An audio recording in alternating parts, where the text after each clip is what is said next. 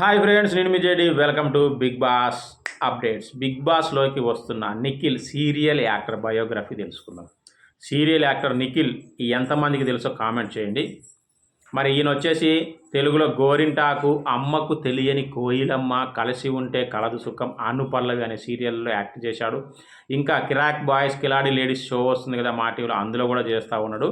So ఇతను వచ్చేసి నిఖిల్ మలియక్కలు వచ్చేసి జూన్ 28న శశి సులేఖ అనే దంపతులకు కర్ణాటకలోని మైసూరులో పుట్టాడు.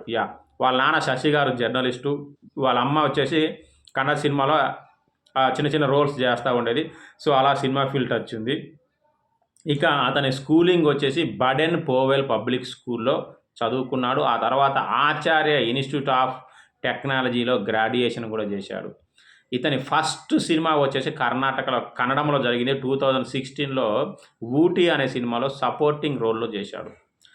ఇంకా ఆ తర్వాత సినిమాల నుంచి సీరియల్కి 2018లో మనేయే మంత్రాలయ అనే కన్నడ సీరియల్లో యాక్ట్ చేయడం జరిగింది. ఆ తర్వాత గోరింటాకు తెలుగులో ఫస్ట్ సీరియల్. మరి ఈ నిఖిల్ ఎంతమందికి తెలుసు? ఎందుకంటే కన్నడ వాళ్ళు మన దగ్గర చాలా లీడ్ రోల్స్లో ఉంటారు. కర్ణాటక నుంచి వచ్చిన వాళ్ళందరూ కూడా తెలుగు సీరియల్స్లో.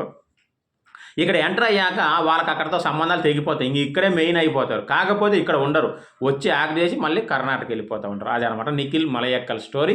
సో నిఖిల్ మలయక్కల్ ఎంతమందికి తెలుసు? ఆయన యాక్ట్ చేసిన మీకు నచ్చిన సీరియల్ ఏది? అలాగే మినిమం ఎన్ని వారాలు ఉంటారనుకుంటున్నారో కామెంట్ చేయండి.